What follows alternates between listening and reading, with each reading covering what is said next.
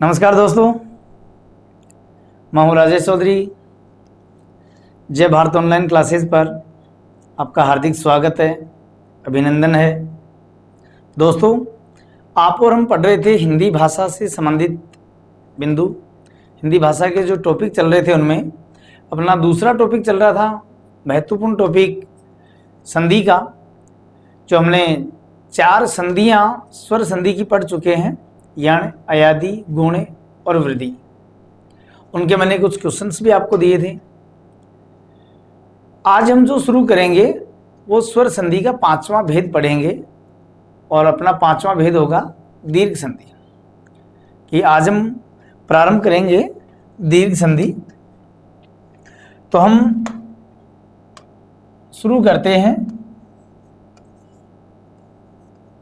दीर्घ संधि।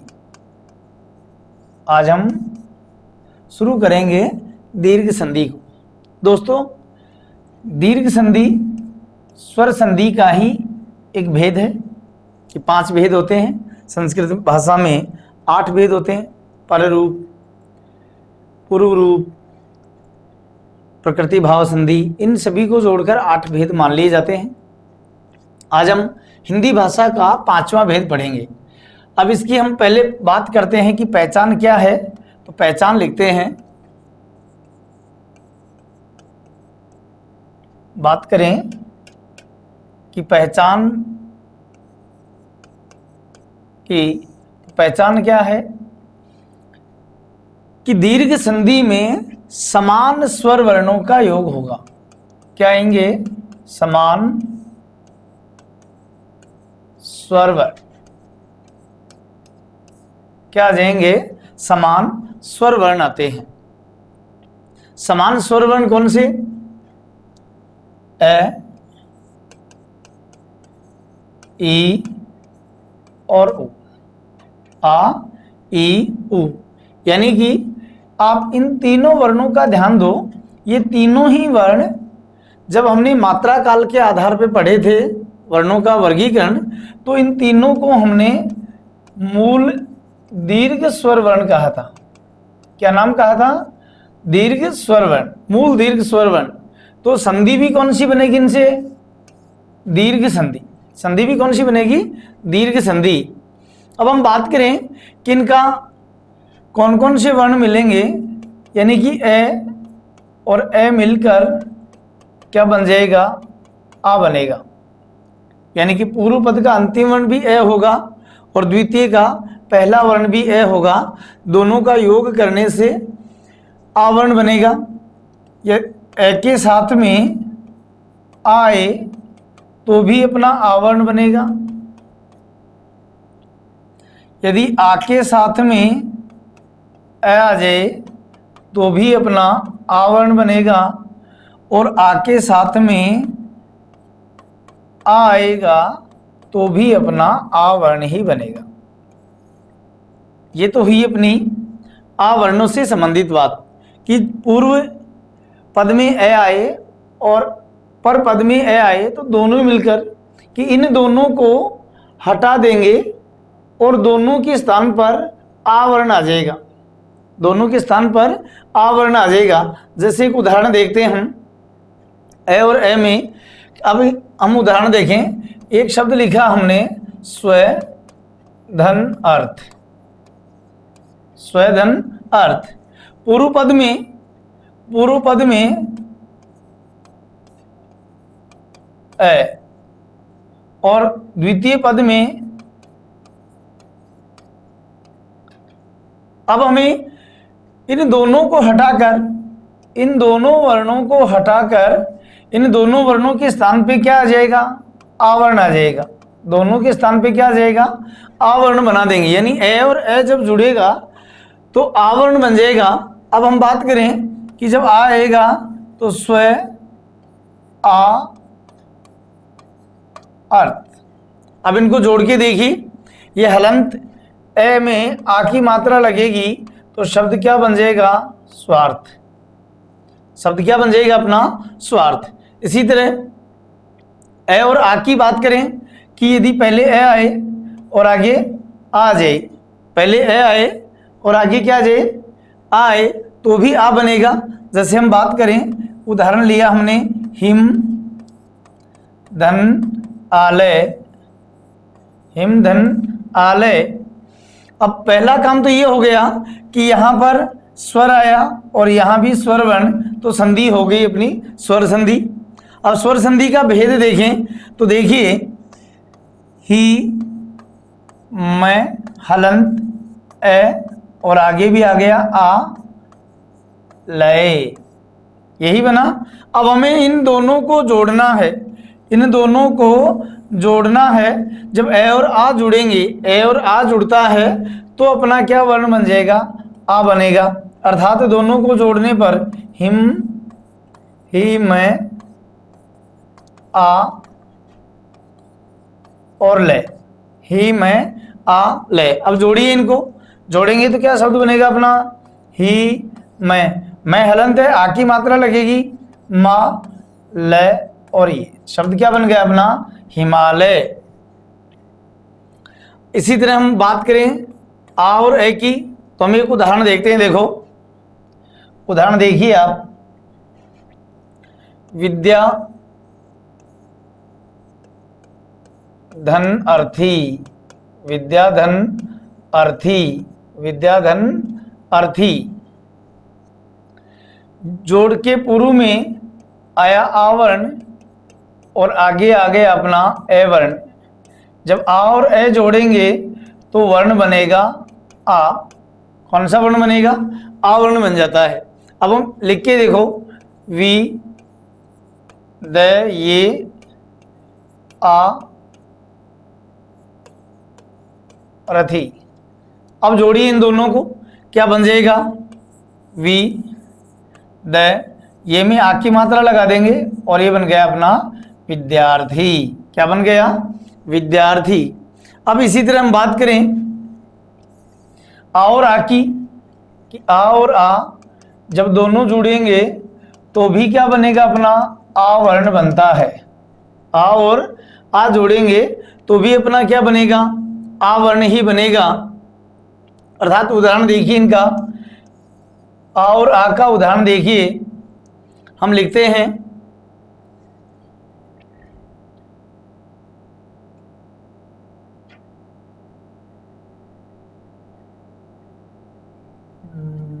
आ और आ का उदाहरण देखें तो लिखा हमने महात्मा। क्या लिख दिया, महात्मा। इस शब्द में देखिए महा और आत्मा, महा आत्मा। यहाँ जोड़ के पूर्व में आ आया और आगे भी आ गया, तो आ और आ मिलकर आ बना दिया। अब हम बात करते हैं, जोड़ के देखते हैं, मह आ तयादामा। शब्द क्या बन जाएगा, शब्द जोड़िए महात्मा। शब्द क्या बन गया, महात्मा। ये तो हुआ अपने आ वर्णों से संबंधित बात। अब हम बात करते हैं दूसरा, और क्या क्या देखेंगे हम, यदि बड़ी ई आए, ई बनेगा, ई बनेगा तो कैसे बनेगा, ई कि छोटी ई से छोटी ई मिलेगी तो दीर्घ ई की रचना हो जाएगी। ई मिलेगी तो बड़ी ई बनेगी। इसी तरह छोटी के साथ में बड़ी ई मिलेगी तो भी बड़ी ई बनेगी, और बड़ी ई के साथ में यदि छोटी ई मिलती है तो भी बड़ी ई बनेगी, और बड़ी ई के साथ में बड़ी ई मिलती है तो भी अपना बड़ी ई की रचना ही करेंगे। अर्थात संधि में हमेशा दीर्घ ई ही बनकर आएगा, संधि में हमेशा दीर्घ ई बनेगा। जैसे हमने शब्द लिखा कपि धन ईस, कपि धन ईस। कई बार इनसे संबंधित प्रश्न भी अपनी परीक्षाओं में आ जाते हैं कि यदि पूर्व पद का अंतिम वर्ण ई आए और द्वितीय पद का प्रथम वर्ण ई आए तो वहाँ कौन से वर्ण की रचना होगी, तो वहाँ कौन से वर्णों की रचना होगी, ई वर्ण की रचना होगी, अर्थात दीर्घ ई बन जाएगा। हम बात कर रहे थे कपी धन ईस, तो देखो क प ई, क कप ई और आगे आया ई और से। अब हमें ई और ई को जोड़ना है, ई और ई जोड़ेंगे तो जब ई से ई जुड़ेगा तो दोस्तों बड़ी ई की रचना हो जाएगी। कौन सी बनेगी? बड़ी ई बनेगी। अभी हलंत पे है, इसमें बड़ी ई की मात्रा लग जाएगी और शब्द बनेगा अपना क, बड़ी ई की मात्रा लगाएंगे कपीस, क्या बन जाएगा? कपीस शब्द बनेगा। इसी तरह शब्द लें हम श्री धन ईस, श्री धन ईस, जोड़िए, जोड़ के देखते हैं इनको कि ये बना अपना श्रेय, श्रेय के साथ में बड़ी ई और आगे भी बड़ी ई और से, तो दोनों को जोड़िए, इनको दोनों को जोड़ेंगे तो बड़ी ई बनेगी। अब श्रेय के बड़ी ई की मात्रा लगाएंगे हम, तो श्रेय के बड़ी ई की मात्रा लगी तो श्री और ये से, शब्द क्या बन गया अपना? श्रीस। इसी तरह हम कहें महेंद्र, महेंद्र शब्द को बना के देखिए आप, मही धन इंद्र, मही धन इंद्र, यानी कि जोड़ के पूर्व में मैं है और छोटी और आगे फिर छोटी इंद्र, यही बना। जब हम जोड़ेंगे इनको दोनों को तो ई से ई योग किसका होगा? ई का योग होगा, बड़ी ई बनेगी और शब्द क्या बनेगा अपना? मैं है के बड़ी ई और ये इंद्र, शब्द क्या बन गया अपना? महेंद्र। इसी तरह हम बात करें ऊ की मात्रा की जब रचना होगी तो छोटा ऊ के साथ में छोटा ऊ मिलकर क्या बना देगा? बड़ा ऊ बनाएगा। इसी तरह छोटे ऊ के साथ में फिर बड़ा ऊ बनेगा,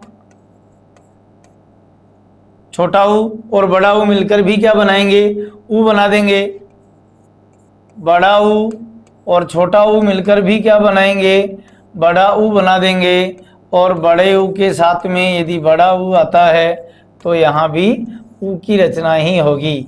अब दोस्तों हमारे सामने तीन बातें आई कि दीर्घ संधि में जो वर्ण आएंगे वो आ, बड़ी ई और बड़ा ऊ, इनसे संबंधित जो आएगा वहाँ अपनी दीर्घ संधि होगी, वहाँ दीर्घ संधि होगी। अब हम कुछ उदाहरणों की बात करते हैं, ऊ के उदाहरण देखते हैं।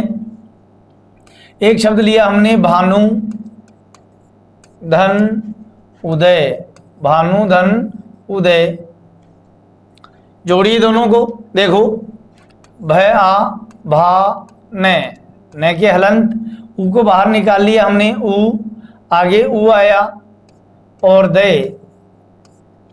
अब देखिए हमें इन दोनों को जोड़ना है, इन दोनों को हटाना है। जब दोनों मिलेंगे तो बड़ा ऊ बना देते हैं, दोनों मिलेंगे तो क्या बन जाएगा?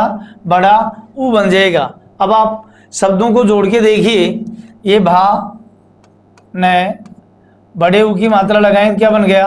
भानु, और द ये क्या बन गया अपना?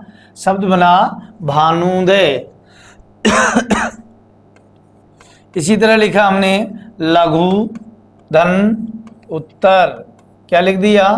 लघु धन उत्तर। जब इनको योग करेंगे हम, योग करेंगे तो ल घ ऊ, आगे भी ऊ आया और तर, यही बन गए।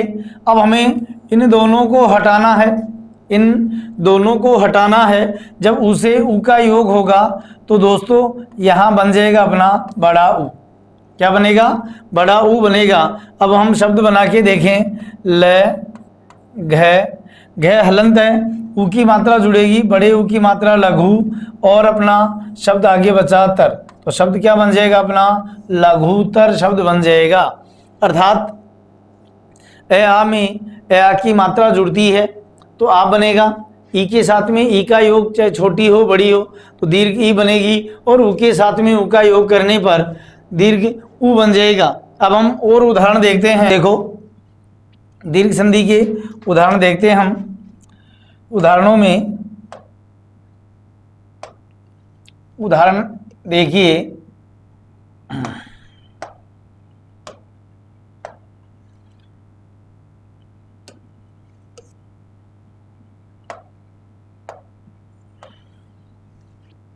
हम लिखेंगे कुछ उदाहरण और उनको हल करेंगे हम। देखिए पहला उदाहरण लिया हमने, वाचनालय। वाचनालय, हिमालय, पुस्तकालय, पुस्तकालय, कवितावली, कवितावली, कवितावली,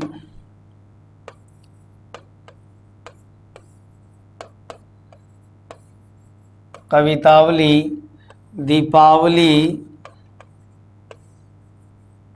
दीपावली, परमार्थ, परमार्थ,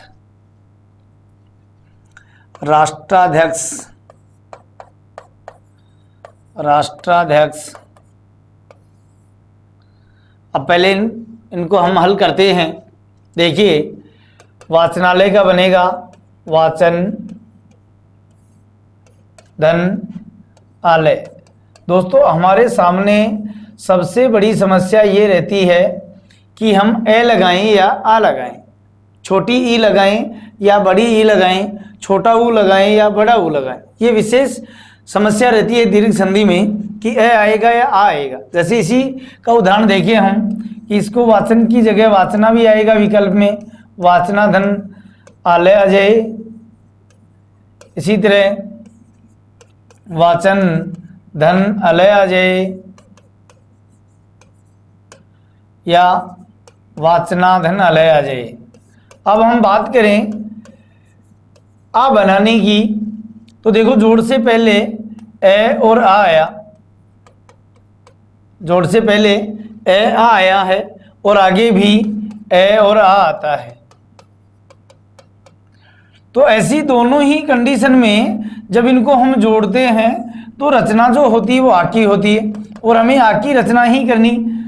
लेकिन मूल शब्दों का अर्थ देखना है कि जब तक हम अर्थ नहीं पता चलेगा, हम शिक्षण विधि में पढ़ते हैं वाचन, मौन वाचन से स्वर वाचन, अर्थात वाचना शब्द नहीं होता, वाचना शब्द नहीं होता, केवल वाचन शब्द होता है।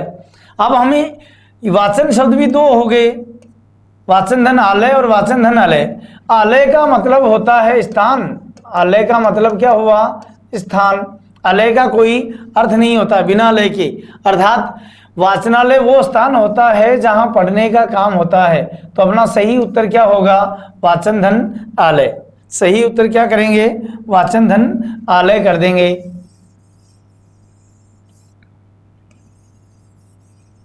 अभी हम आगे बात करें दूसरे संधि की।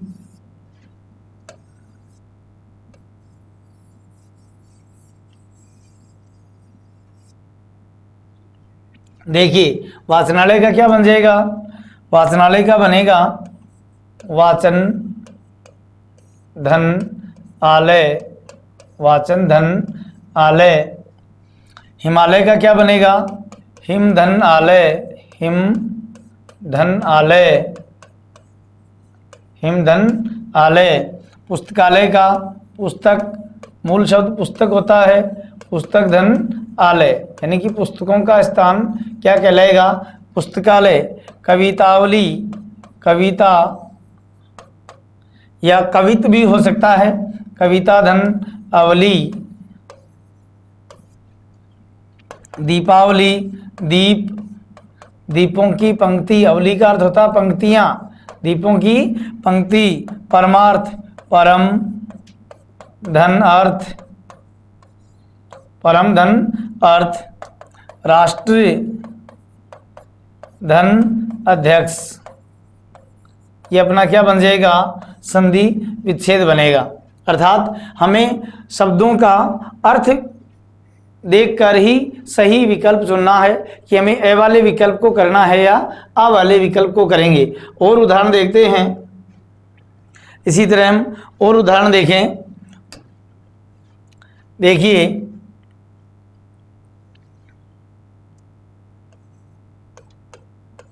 द्राक्षासव, द्राक्षासव। इसी तरह भूर्ध्व,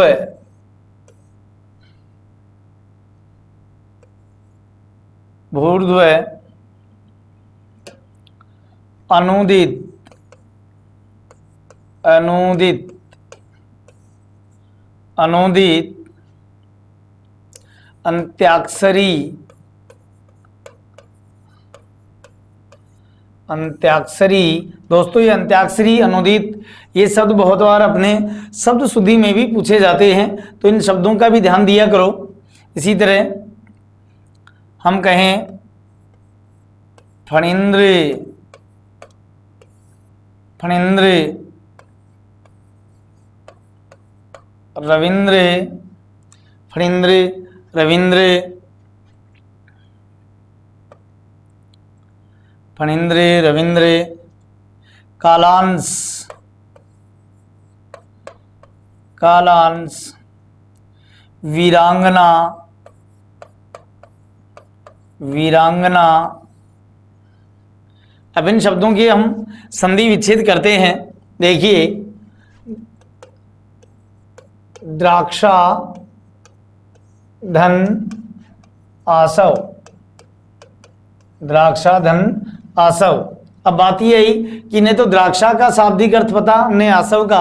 तो देखिए, द्राक्षा का शाब्दिक अर्थ होता है अंगूर और आसव का मतलब होता है शराब, यानी कि अंगूर से बनी हुई जो शराब होती है या जिसको हम अंगूरी शराब कहें वो कहलाती है द्राक्षा, द्राक्षा। भूधर्व, भू, धन, ऊर्ध्व, भूधन, ऊर्ध्व, अनु, धन, उदित,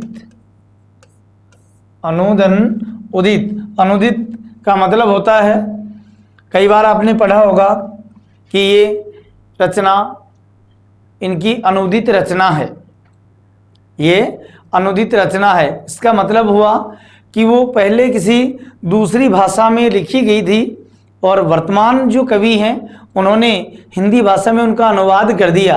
ऐसी रचनाओं को अनुदित रचना कहा जाता है, यानी कि अनुवादित जो होती हैं वो अनुदित कहलाती हैं। अब देखो, अंत्याक्षरी, अंते, अंते धन अक्षरी, अंत्याक्षरी का क्या बनेगा? अंते धन अक्षरी। यानी कि जब अंत्याक्षरी हम बच्चों से करवाते हैं कक्षा में, तो आपने देखा होगा कि सामान्य तौर से जो अंतिम वर्ण जो जिस पे आके रुकती है, उस अंतिम वर्ण के अक्षर के आधार पर, अंतिम अक्षर के आधार पर दूसरी पद, दोहा या कोई मीनिंग आदि का प्रारंभ होता है, इसलिए उसे कहा जाता है अंत्याक्षरी, यानी अंत्य अक्षरी। ऐसी प्रतियोगिता जिसमें अंतिम अक्षर के आधार पर हार जीत का फैसला होता है वह कहलाती है अंत्याक्षरी। इसी तरह फणींद्र, फणी धन इंद्र, फणी धन इंद्र, रविंद्र, रवि धन इंद्र, काल धन अंश। हम कहते हैं ना कालांश किसका है? समय का कुछ भाग, अंश, हिस्सा। वीरांगना, वीर धन अंगना, वीर धन अंगना। अंगना का मतलब होता है स्त्री। वह स्त्री जिसके पति युद्ध के मैदान में वीरता का परिचय दिया, वह महिला वीरांगना कहलाती है। इसी तरह और उदाहरण देखते हैं। जैसे हमने लिखा नदीस, नदीस, सरयूर्मी, नदीस, सरयूर्मी, मध्यावधि, मध्यावधि, मध्यावधि,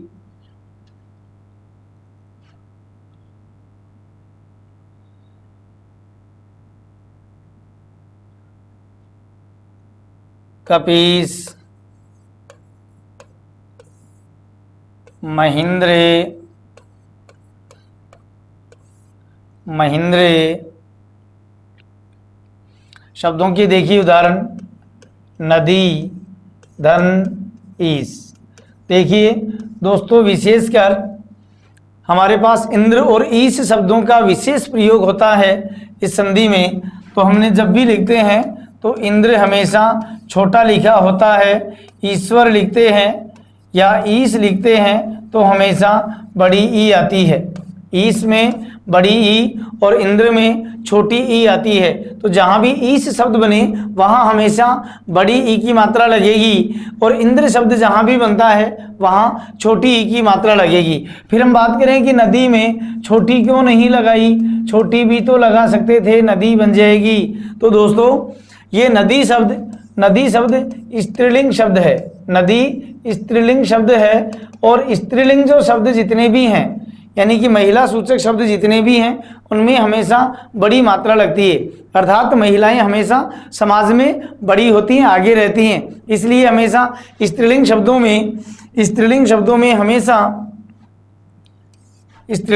में हमेशा बड़ी मात्रा लगाई जाती है। उदाहरण के तौर पे देखिए, मैं आपके सामने और भी उदाहरण देता हूं कि सभी स्त्रीलिंग शब्दों में बड़ी मात्रा लगाई जाती है। देखिए जैसे आपने कहा पत्नी,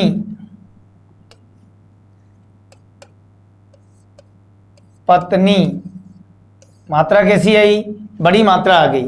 इसी तरह हम कहें पहाड़ी, पहाड़ी, कैसी मात्रा आई, बड़ी मात्रा आई। बेटी, पुत्री, नारी, स्त्री, दादी, नानी, चाची, मामी, सभी शब्दों में कैसी मात्रा आई, बड़ी मात्रा आती है। यानी कि स्त्रीलिंग जो शब्द होते हैं वो हमेशा बड़ी मात्रा लगाई जाती है, अर्थात महिलाएं जो होती हैं वो बड़ी होती हैं, महिलाएं हमेशा बड़ी होती हैं। उनसे पंगा मत लिया करो, उनकी बात को मान लिया करो, उनको बड़ी ही मानकर आप पूजा पाठ किया करो, क्योंकि महिलाएं हमेशा नारी शक्ति बड़ी होती हैं। इसी तरह हम कहें सरयू धन ऊर्मी, सरयू, अब कहें कि सरयू में बड़ी मात्रा आएगी क्योंकि सरयू नदी का ही पर्यायवाची होता है। और ऊर्मी, ऊर्मी का मतलब हुआ लहरें, नदी की लहरें, अर्थात लहर स्त्रीलिंग शब्द है, इसलिए बड़े ऊ की मात्रा को काम में लेंगे। इसी तरह हम कहें मध्यावधि, मध्य धन अवधि, मध्य धन अवधि, मध्य धन अवधि। एक शब्द लिखते हैं हम अवधि, ऐसे भी इन दोनों में ये शब्द युग्मों में बहुत बार परीक्षाओं में पूछे जाते हैं। अवधि, अवधि, इस अवधि का मतलब होता है समय। इस अवधि का मतलब क्या हुआ, समय होता है, ड्यूरेशन कह सकते हैं जिसको। और इस अवधि का मतलब हुआ भाषा, जिसमें तुलसीदास जी ने रामचरितमानस की रचना की थी, वो अवधि भाषा है। और इस अवधि का मतलब होता है समय। अब हम बात करें आगे,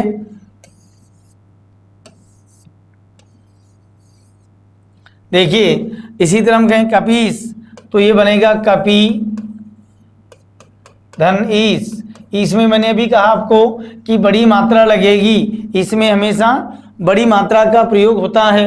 अब हम बात करें कि कपीस का मतलब होता है बंदर, कपीस का मतलब होता है हनुमान जी। कपीस का मतलब क्या हुआ, हनुमान, कपीस का अर्थ हुआ हनुमान। तो कपी धन ईस का मतलब क्या हुआ, देखो कपी बंदर का पर्यायवाची होता है, कपि बंदर का पर्यायवाची होता है। और ईश उनके भगवान कौन हैं, यानी कि बंदरों के भगवान कौन हो गए, हनुमान जी। और हनुमान चालीसा में आपने हनुमान चालीसा का पाठ किया हो या कभी सुनी हो, मंदिर आदि में बजते रहते हैं, तो वहाँ एक लाइन आती है, जय कपीस तिहु लोक उजागर। अर्थात कपीस का मतलब होता है हनुमान जी और कपि का शाब्दिक अर्थ होता है बंदर। इसी तरह मही, मही धन इंद्र, मही धन इंद्र। अभी हम बात कर ही रहे थे कि इंद्र में हमेशा छोटी मात्रा आएगी, इंद्र में मात्रा कैसी आएगी, छोटी मात्रा आ जाती है। और उदाहरण देखते हैं।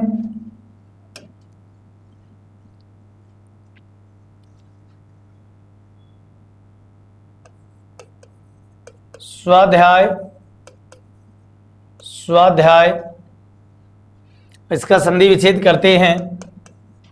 स्व धन अध्याय, स्वधन अध्याय।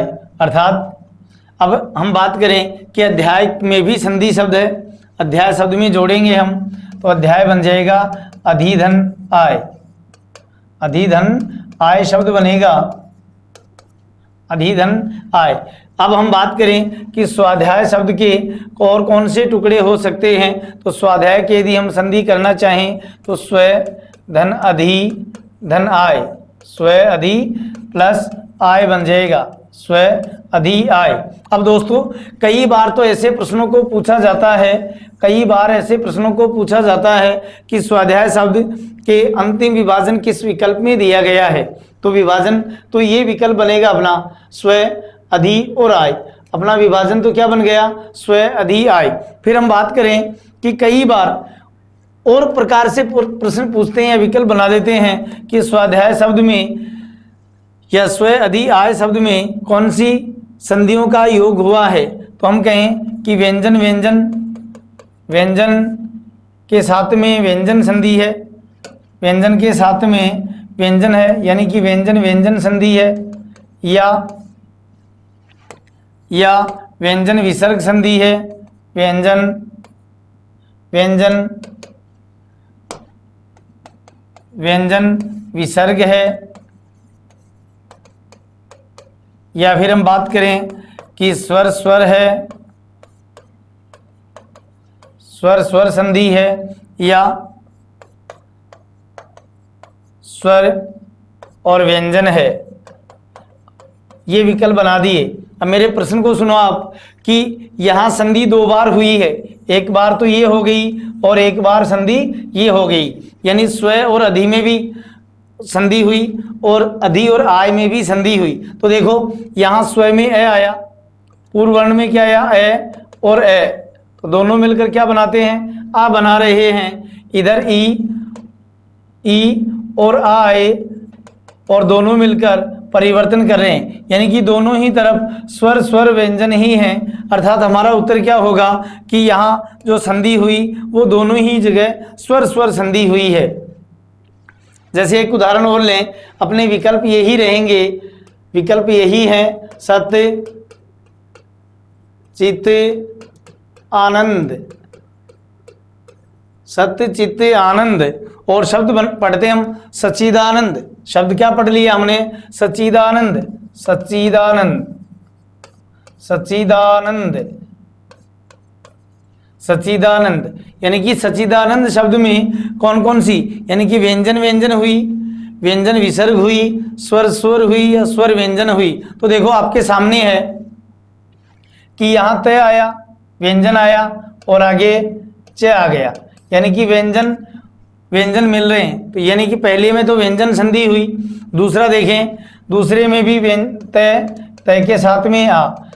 तो हमने शुरू में ही प्रारंभ किया, उस समय कहा था कि व्यंजन संधि में व्यंजन का व्यंजन से योग हो या फिर व्यंजन का स्वर के साथ योग हो। तो पहले में तो व्यंजन का योग व्यंजन से हुआ अर्थात व्यंजन संधि है, और आगे वाले में व्यंजन के साथ स्वर का योग हुआ तो यहाँ भी व्यंजन संधि है। अर्थात हमारा उत्तर क्या हो जाएगा कि यहाँ व्यंजन व्यंजन संधि है। चलो आगे बात करें हम इसके कुछ अपवादों की, कि कुछ अपवाद हैं जो अपने हिंदी भाषा में पूछ लिए जाते हैं कि इनमें से कौन सी संधि होगी। तो हम बात करें अपवाद,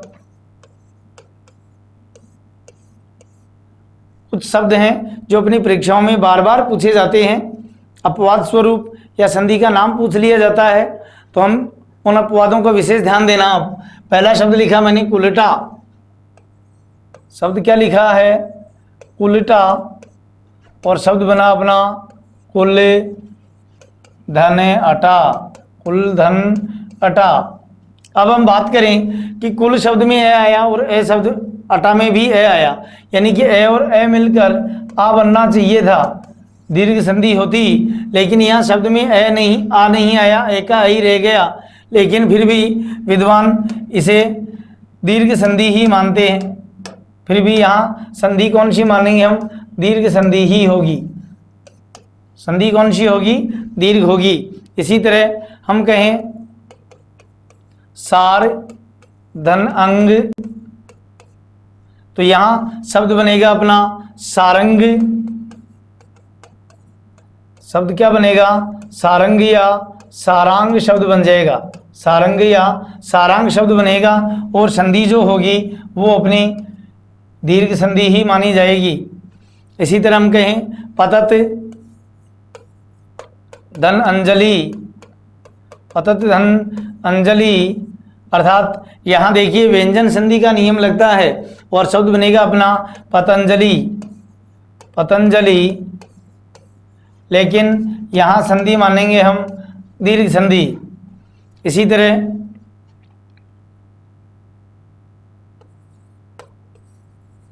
शक धन अंधु, शब्द बनेगा शकंधु,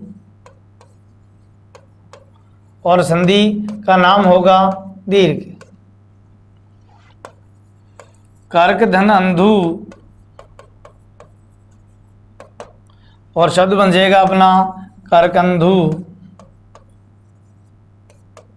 इसी तरह घोड़ा धन दौड़, जो भी आरएस में पूछा गया था कि घोड़ा धन दौड़ में मूल शब्द तो क्या बनेगा? तो मूल शब्द बनेगा घोड़ी दौड़। संधि का शब्द तो क्या बना? घोड़ी दौड़, यानी कि जो घोड़ों की दौड़ होगी उसे कहेंगे हम घोड़ी दौड़। और संधि का यदि नाम पूछें तो संधि अपनी वही दीर्घ संधि मानी जाती है। इसी तरह मूसल धनधार, मूसल धनधार,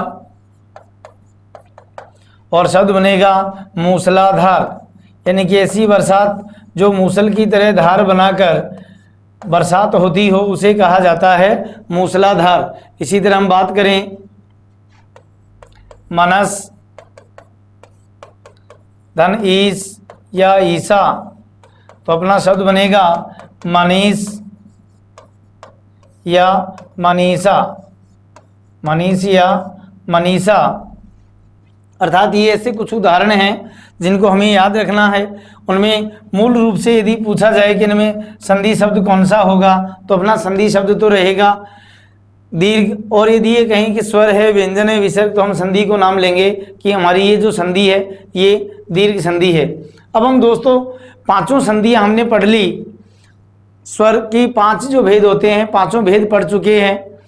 कुछ प्रश्न में हम संधि कंप्लीट होते ही कुछ प्रश्नों का अभ्यास प्रश्न भी करेंगे, अभ्यास प्रश्न भी लेके आएंगे। अब हम बात करेंगे अगली संधि व्यंजन की। दूसरी संधि पढ़ेंगे हम व्यंजन। कौन सी संधि पढ़ेंगे? व्यंजन संधि। इस व्यंजन को हम ऐसे भी लिख सकते हैं, कई बार किताबों में ऐसा लिखा हुआ भी आ जाए, दोनों ही शब्द शुद्ध हैं, कोई सा भी शब्द गलत नहीं है। अब हम बात करें व्यंजन संधि की पहचान की। व्यंजन संधि की पहचान क्या होगी कि पहचान में हमने शुरू में ही लिखा था कि पहचान होगी अपनी स्वर के साथ, स्वर के साथ क्या आ जाए? व्यंजन आए, स्वर के साथ व्यंजन आए, या व्यंजन के साथ, व्यंजन के साथ स्वर आए, या व्यंजन के साथ व्यंजन हो, या व्यंजन के साथ व्यंजन हो, व्यंजन के साथ व्यंजन हो, तो वहाँ संधि होगी व्यंजन। अर्थात इन तीनों ही तीनों स्थितियों में संधि जो होती है वो व्यंजन संधि होती है। अब हम बात करें इसके नियमों की। व्यंजन संधि का कोई भी भेद नहीं होता, केवल भेद स्वर संधि के होते हैं, व्यंजन का कोई भेद नहीं होता। हमें यदि संधि विच्छेद दिया हुआ हो तो हमें केवल अंतिम वर्ण और पहला वर्ण देखना है, उसी से हमें पता चल जाएगा कि स्वर संधि है या व्यंजन संधि है। अब हम बात करें इसके कुछ उदाहरणों की, तो उदाहरणों में हम पहला नियम पढ़ते हैं। नियम नंबर 1 में हम लेंगे, नियम का नाम देंगे नियम को जो नाम देंगे वो होगा तीसरे वर्ण का नियम। संधि के तीसरे वर्ण का नियम तीसरे वर्ण का नियम, संधि के तीसरे वर्ण का नियम। कौन से वर्ण की बात कर रहे हैं हम? संधि के तीसरे वर्ण की बात कर रहे हैं कि तीसरे वर्ण की संधि कैसी बनेगी। तो देखिए मैं लिख रहा हूं क, च, ट, त और प। क्या लिखा मैंने? क, च, ट, त, प। यानी कि ये सभी पांचों वर्गों के पहले पहले वर्ण हैं, पांचों वर्गों के पहले पहले वर्ण हैं। इनके साथ में यदि स्वर वर्ण आए, इनके साथ में यदि स्वर वर्ण आए, क्या जे स्वर, कोई भी स्वर आए, 11 होते हैं, और तीसरा या चौथा वर्ण आए, तीसरा या चौथा वर्ण आए, तीसरा या चौथा वर्ण, या फिर ये र लव आए, ये र लव आए। देखो कंडीशन क्या बन गई?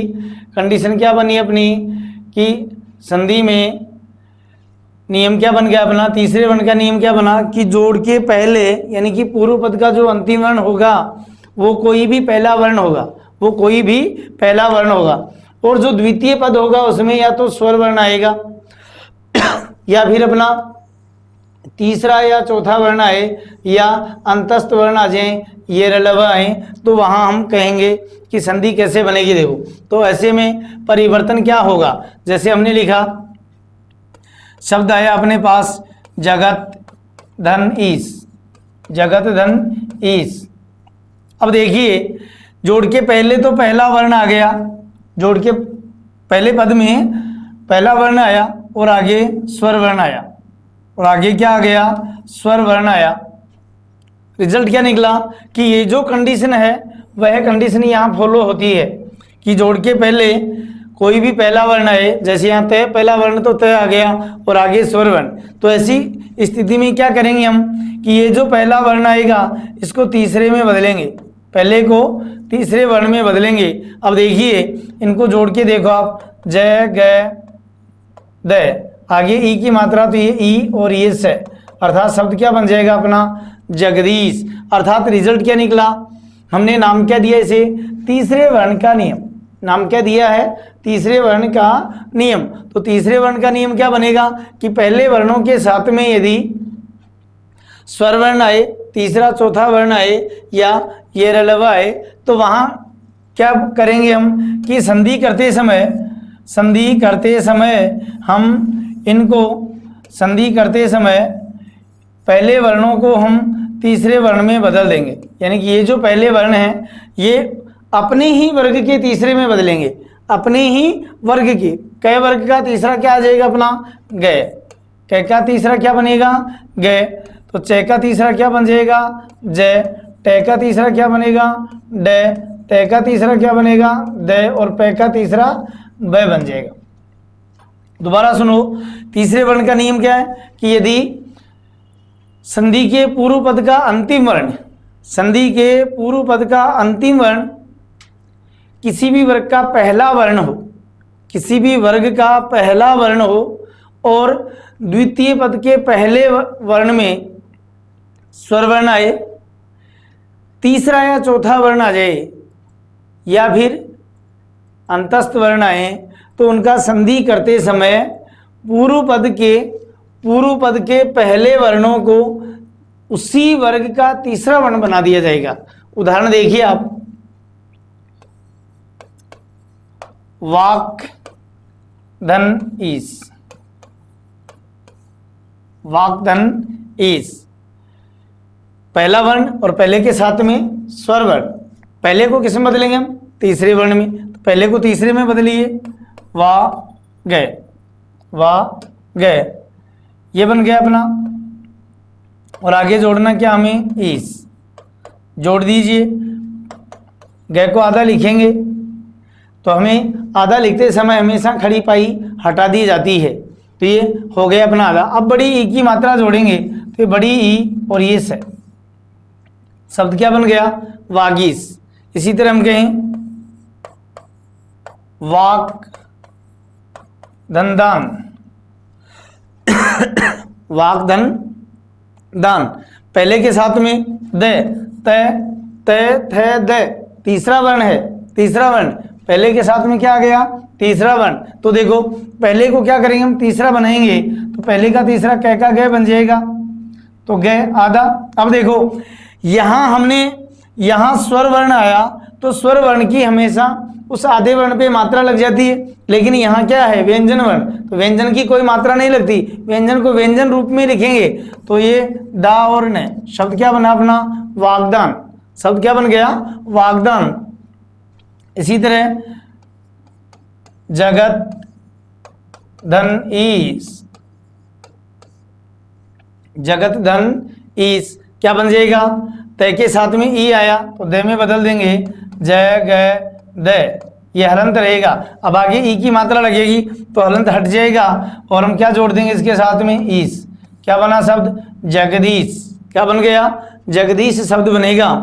इसी तरह हम कहें सट धन अंग, सट धन अंग। अब देखो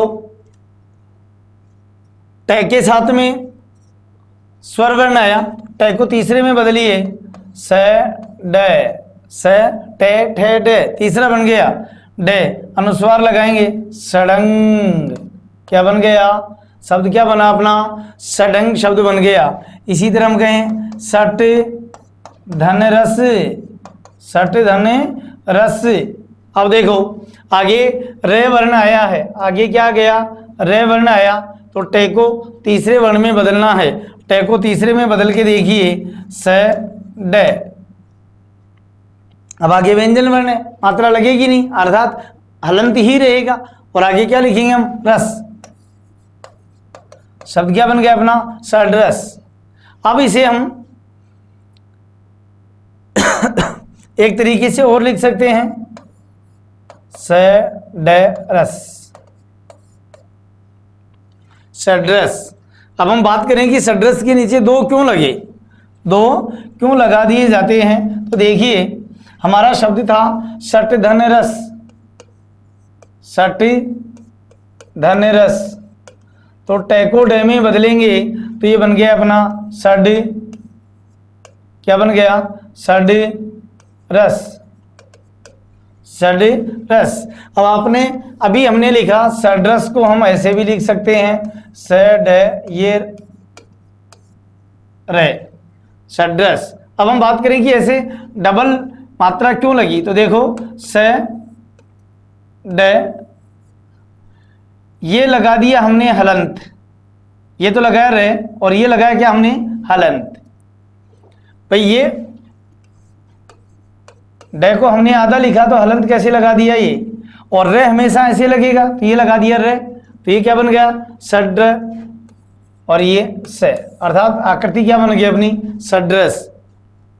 इसी तरह हम कहें षट धन आनंद, षट धन आनंद शब्द बना के देखिए, टैको डे में बदलेंगे, टैको डे में बदल दिया तो ये बन गया सड, इसके साथ में आ की मात्रा जोड़नी तो ये आ लगा देंगे, और ये नए और न, शब्द क्या बन गया अपना, सडानन, शब्द क्या बना, सडानन बन गया। इसी तरह हम बात करें अप धन जय, अप धन जय, जय तीसरा वर्ण है, तीसरा वर्ण होने के कारण पै को तीसरे में बदलेंगे तो पै का तीसरा बनेगा बै, पै आधा है तो बै भी आधा ही बनेगा, और आगे व्यंजन वर्ण तो आगे व्यंजन लिख देंगे, शब्द क्या बन गया, अब्ज, शब्द क्या बन गया, अब्ज शब्द बन गया। इसी तरह अप धन दय, क्या बनेगा शब्द, पै को तीसरे में बदल देंगे तो शब्द बनेगा अपना अब्द। देखो अप का शाब्दिक अर्थ होता है जल, अप जल का पर्यायवाची होता है, और जल के पर्यायवाची के साथ में जब जय जुड़ जाता है, यानी जय यानी जन्म लेने वाला, तो ये सारे कमल के पर्यायवाची बन जाते हैं। अब्ज का मतलब होता है कमल, अब्ज का मतलब क्या हो गया? कमल। और जहां भी पानी के साथ द जुड़ जाता है वो बादल के पर्यायवाची बन जाते हैं, अर्थात इसका मतलब हो गया बादल, अब्द यानी बादल। ये ऐसे शब्द युग में बहुत बार पूछे जाते हैं कि अब्ज अब्द में अंतर बताइए। तो जहां जय लगा होता है वो कमल के पर्यायवाची होते हैं और द लगा होता है वो बादल के पर्यायवाची बन जाते हैं। इसी तरह हम कहें अप धन धी, अप धन धी शब्द बन जाएगा अवधि, अवधि। और जहां धी आ जाता है वो हमेशा समुद्र के पर्यायवाची बन जाते हैं। किसके बनेंगे? समुद्र के पर्यायवाची बन जाते हैं। चलो अगला उदाहरण अगला नियम देखते हैं। पहला नियम पढ़ा हमने तीसरे वर्ण का नियम।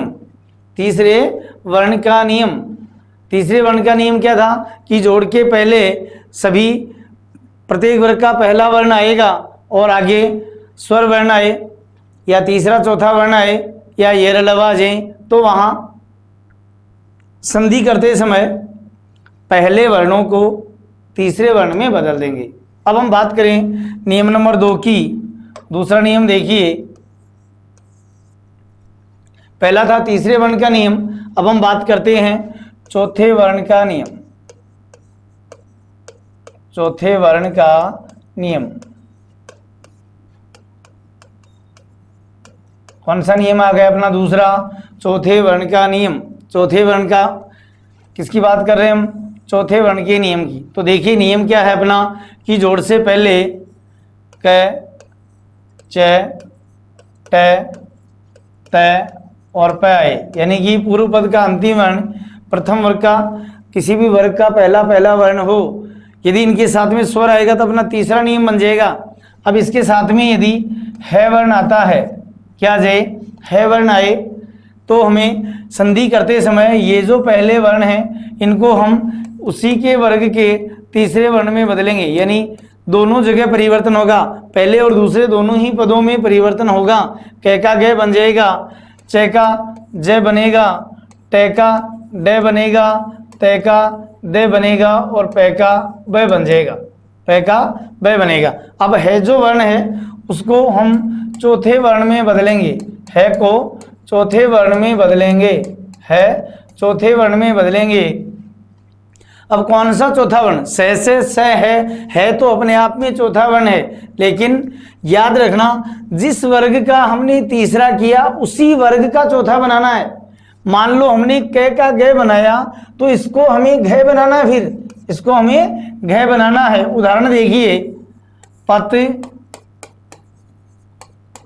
धन हति, पत धन हति, पहले त आया और आगे है आ गया, तो तय को तो हम तीसरे वर्ण में बदलेंगे, तो तय को तीसरे में बदला तो ये द बन गया, तय का तीसरा द बन गया। अब आया आगे है को बनाना चौथा, तो चौथा किसको बनाएंगे? ये जो तीसरा बना उसी वर्ग का, तो तीसरा इसी वर्ग का क्या बन जाएगा? ध, और ये ती, यानी कि अपना शब्द क्या बन गया? पद्धति। शब्द क्या बना? पद्धति। इस पद्धति शब्द को हम ज्यादातर अक्सर ऐसे भी लिखते हैं, दोनों ही शब्द सही हैं, लेकिन मैंने आपको पहले भी बताया था कि संयुक्ताक्षर केवल 4 ही वर्णों को लिखें। इनके अलावा यदि दोनों शब्द साथ दे दें और पूछें कि इनमें सही शब्द बताइए तो पहले इन्हें सही माना जाएगा। अगला उदाहरण देखिए, उत्धन हरण, उत्धन हरण। अब क्या करेंगे हम? तय और तय के साथ में है आ गया तो पहले को तीसरा बना दो, उद्धरण। क्या बन गया शब्द? उद्धरण। उद्धरण को और कैसे लिखें हम? उद्धरण को लिखेंगे हम उद्धरण। उद्धरण होता क्या है? उद्धरण विराम चिन्ह का नाम है, जो हमने पहले चर्चा की थी पिछले वीडियो में कि उद्धरण चिन्ह इकरा उद्धरण और दोहरा उद्धरण। याद करो, देखें, इकरा उद्धरण और दोहरा उद्धरण का प्रयोग के बारे में मैंने बताया था कि इकरा उद्धरण कब आता है और दोहरा उद्धरण कब आता है। उस चिन्ह को बोलते हैं हम उद्धरण चिन्ह, ये विराम चिन्ह का नाम है। उसी तरह हम कहें तत् धन हित, तत् धन हित, जोड़ के बनाओ, देखें क्या बनेगा? तत् धन हित का बन जाएगा त द, ये ध और ये अपनी मात्रा और ये तय, शब्द क्या बन गया अपना, तद्धित शब्द बन गया। अब देखो इसका शब्द का क्या बन गया अपना, तद्धित शब्द बना। इस तद्धित को हम इस तरह भी लिख सकते हैं, तद्धित। दोनों ही शब्द सही हैं, दोनों ही प्रकार से लेखन पद्धति में चालू हैं, लिखते हैं। लेकिन पहले यदि हमें सही लिखना हो तो हम इस प्रकार से लिखेंगे, लेकिन उनका प्रयोग भी हम लेखन कार्य में करते हैं। तद्धित क्या होते हैं, तद्धित प्रत्यय का ही एक प्रत्ययों का रूप होता है, कृत प्रत्यय, तद्धित प्रत्यय। अब हम बात करें अगले नियम की। दो नियम हो गए अपने।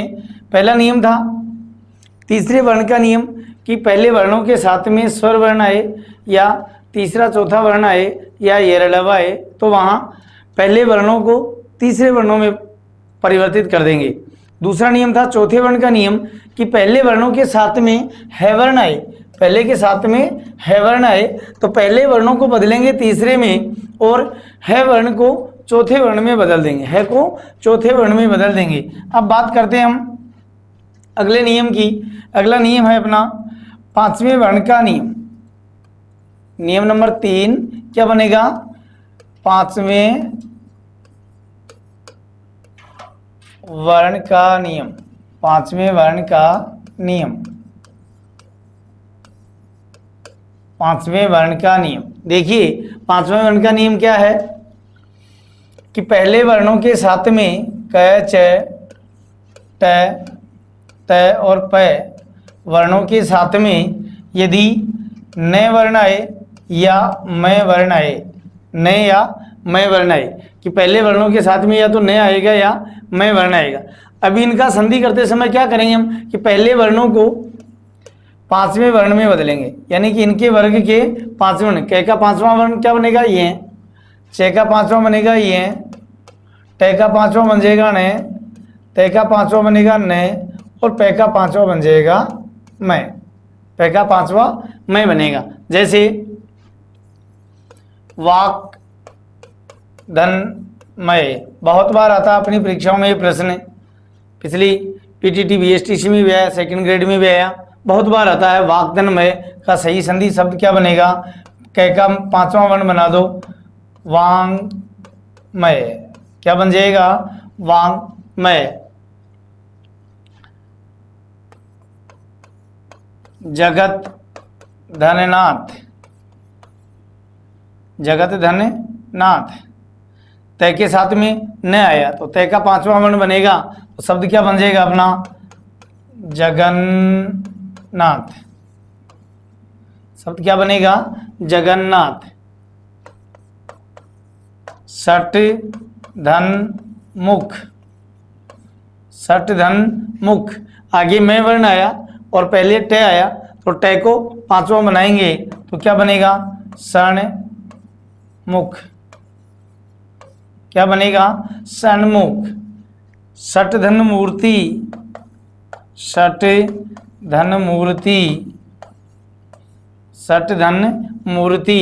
शब्द क्या बन जाएगा अपना, सण मूर्ति, सण मूर्ति। इसी तरह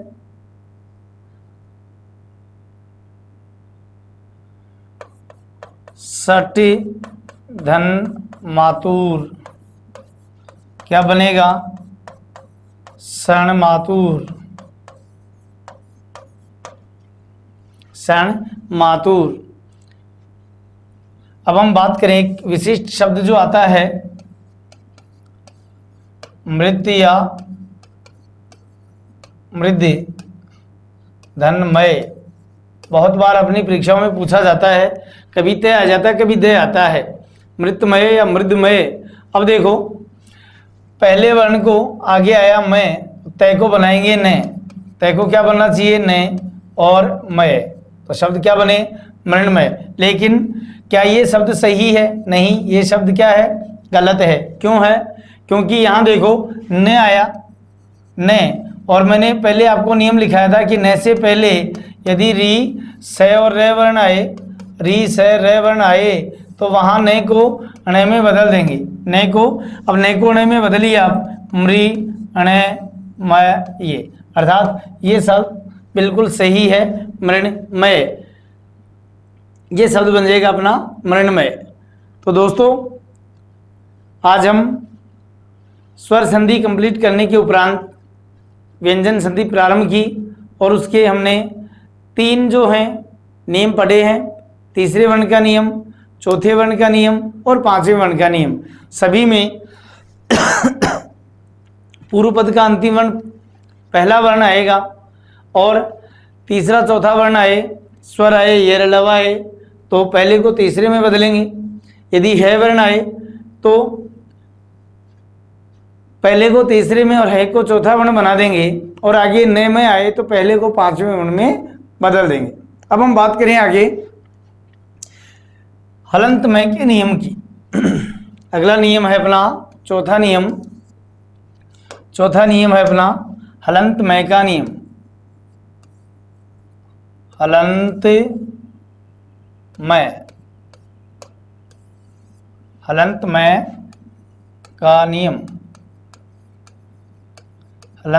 का नियम, हलंतमय का नियम। देखो हलंतमय का नियम क्या है। हलंतमय के नियम में पहला नियम है अपना कि पूर्व पद में हलंतमय आए और आगे स्पर्श वर्ण आ जाएं।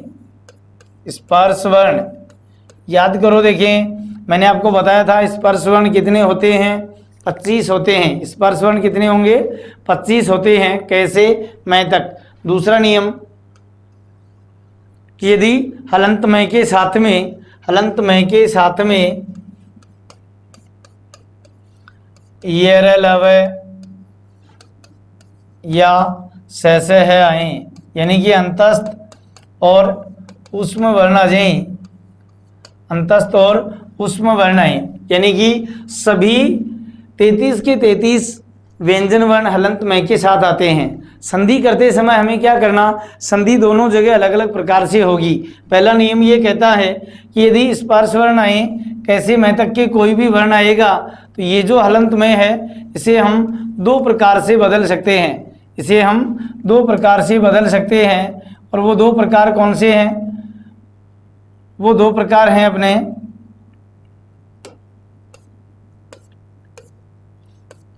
हलंतमय आए तो उसे हम क्या करेंगे, 2 प्रकार से बदल देंगे। पहला होगा अपना कि हलंतमय को अनुस्वार में बदलें, हलंतमय को अनुस्वार में बदल देंगे, यानी कि इसे हटाकर शिरोरेखा के ऊपर केवल बिंदु लगा देंगे, अनुस्वार बन जाएगा। या फिर पंचम वर्ण बना देंगे। किसका बनाओगे पंचम वर्ण, पंचम वर्ण बनाएंगे हम, जो स्पर्श वर्ण आएगा उसी वर्ग का पंचम वर्ण बना देंगे। जैसे हमने एक शब्द लिखा समधंधी, पहला काम कि अनुस्वार में बदल दो मैं को, तो अनुस्वार में बदलेंगे तो ये लो जी अनुस्वार बना दिया। आगे क्या बचा, धी, तो जोड़ दिया, शब्द क्या बन गया अपना, संधि। अब हम बात करें कि पंचम वर्ण में बदल के देखें। पंचम वर्ण में, किसके पंचम वर्ण में, कि स्पर्श वर्ण में। तो आगे स्पर्श वर्ण क्या आया, ध, तो इसको पंचम वर्ण बनाएंगे, ध का 5वां बनेगा न, तो हम शब्द क्या लिखेंगे, संधि। ध का 5वां बन जाएगा तो शब्द क्या बन जाएगा अपना, संधि। समधन तोष, तो अनुस्वार में बदलेंगे तो ये बन जाएगा अपना संतोष। और इसे 5वें में बनाएंगे तो तय का 5वां बन जाएगा न और शब्द बनेगा अपना संतोष। इसी तरह मम धन जू हम शब्द लिखते हैं तो इसका अनुस्वार में बदल दो मंजू, क्या बन जाएगा, मंजू। यदि हम बात करें पंचम वर्ण की तो हम बहुत बार ऐसे लिखा हुआ देखा है, बहुत बार नाम लिखते हैं। दोस्तों ये बिल्कुल वर्तनी की दृष्टि से गलत है, क्योंकि हमने क्या कहा कि न के नहीं बनाना, पंचम वर्ण बनेगा, जय का 5वां क्या बनेगा, ये बनेगा शब्द अपना मंजू, ने नहीं आएगा। हम बहुत बार देखते हैं कि जय के साथ में ने जोड़ दिया जाता है, उसी वर्ग का 5वां वर्ण आएगा, हर जगह ने नहीं आएगा। समधन चये, समधन चये क्या बन जाएगा? संचय। या इसे हम पांचवें में बदलेंगे तो संचय। संजय, संजय क्या बन जाएगा? संजय। अनुस्वार में बदल देंगे और यहाँ पंचम वर्ण बना देंगे तो ये बन जाएगा अपना संजय। अब हम बात करें कि यदि हलंत में के साथ में ये लवे या सहसे हैं आई तो यहाँ हमें क्या करना? केवल अनुस्वार में बदलना है। यहाँ केवल अनुस्वार में ही बदलना है। क्यों? क्योंकि ये दोनों ही वर्गों के साथ में पंचम वर्ण होता ही नहीं है, पंचम वर्ण होता ही नहीं है, केवल अनुस्वार में बदलेंगे, केवल अनुस्वार में बदलेंगे। तो देखिए यदि हलंत में के साथ में ये र लव आए, ये र ल व या सहसे है आए तो हमें क्या करना? हमें केवल और केवल अनुस्वार में बदल देना है, केवल अनुस्वार में बदल देंगे, यानी कि उठाकर केवल बिंदु बना देंगे। जैसे समधन यम क्या बनेगा? संयम। क्या बन जाएगा? संयम शब्द बनेगा। समधन योग क्या बन जाएगा? संयोग शब्द बनेगा। समधन रचना, समधन रचना ये शब्द बन जाएगा अपना संरचना। क्या बनेगा? संरचना। समधन लाभ, समधन लाभ शब्द बन जाएगा अपना संलाप। क्या बनेगा? संलाप। समधन लिप्त, समधन लिप्त तो शब्द बन जाएगा अपना संलिप्त। क्या बनेगा? संलिप्त। समधनवाद, समधनवाद शब्द बन जाएगा अपना संवाद। क्योंकि पंचम वर्ण बनेगा नहीं, केवल और केवल अनुस्वार में बदलना है। इसी तरह समधन सय, समधन सय क्या बन जाएगा? संशय, संशय। समधन सार, समधन सार और शब्द बन जाएगा संसार। इसी तरह हम बात करें समधन स्मरण तो शब्द बन जाएगा अपना संस्मरण। समधन स्मरण शब्द क्या बनेगा? संस्मरण। समधन हार तो शब्द बन जाएगा अपना संहार। समधन हित या समधनवाद, समधन विदित, संविदित। अर्थात ये सारे केवल और केवल अनुस्वार में बदल देंगे, अर्थात इन सभी को के साथ में केवल अनुस्वार में बदल देंगे। और आज हम बात करें तो हमने 4 नियम पढ़ लिए। ये अपना चौथा नियम था।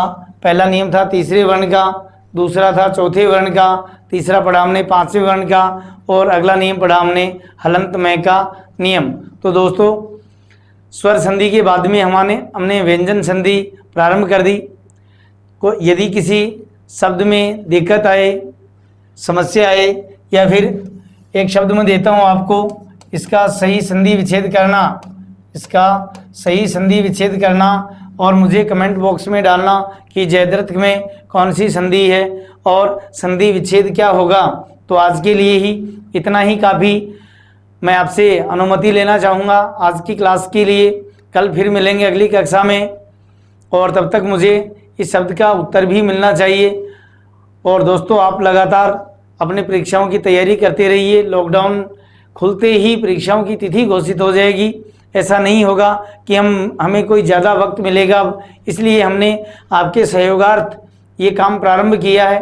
आप ज़्यादा से ज़्यादा अपने YouTube चैनल को सब्सक्राइब कीजिए, शेयर करो, कमेंट करो, अपने दोस्तों को इसका लाभ पहुँचाएँ। तब तक के लिए जय हिंद, जय भारत, नमस्कार।